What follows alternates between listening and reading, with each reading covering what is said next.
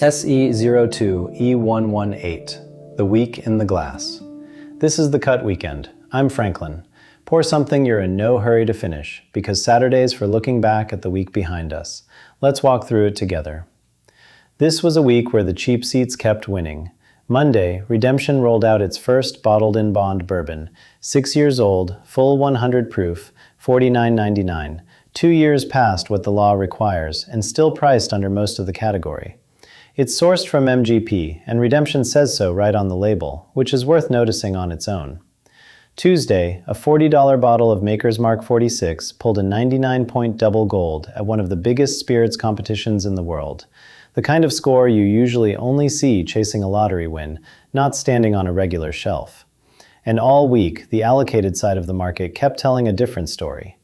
William Larue Weller, one of the most chased bottles in bourbon, has been sliding on the secondary market, down closer to 40% off its 2023 peak by Friday's numbers. Blue chip names are still fetching 4 figures, but that gap between the sticker and the resale price keeps closing. Wednesday, Bardstown Bourbon Company put 2 genuinely different bourbons. One finished 32 months in Scotch casks, the other just 4 months in Pacific Oak, at the exact same $139.99, so you could choose the story instead of the price. And Thursday brought a Kentucky raffle, putting Pappy Van Winkle and Buffalo Trace Antique Collection bottles within reach of a $100 ticket, with the field still wide open. Put it together and you get a week where the everyday bottle kept earning its price, and the trophy bottles kept getting a little more honest about theirs. Now, the thing I want to sit with a minute. There's a whiskey out of Kentucky called Very Olde St. Immaculata, and it's the kind of release that reminds you what a blender actually does for a living. This is a 13-barrel batch, built after somebody sat down and worked through 300 casks to find the ones worth using. 3 different whiskeys, ranging from 8 years old up to 19, brought together into one cask-strength blend and bottled unfiltered at 118.2 proof. Nobody rushed that. Somebody tasted 300 barrels, so you'd only ever taste the 13 that earned it.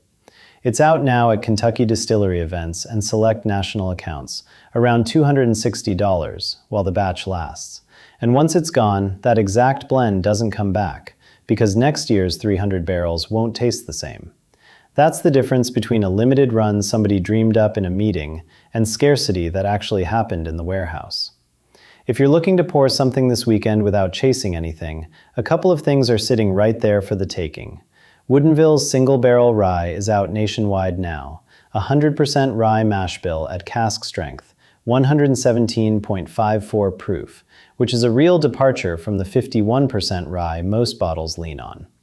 And if you're near a store in Southwest Ohio, Weller Special Reserve has been turning up as a walk-in restock. No lottery, no entry required. Just the wheated Weller style at under $40. That's the week in the glass. If the cut weekend earned a few minutes of your Saturday, do me one favor. Follow the show wherever you're listening, so tomorrow's edition finds you on its own.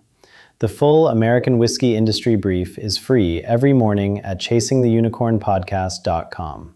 I'm Franklin. Pour something you like, share it with somebody worth sharing it with, and remember, your unicorn is out there.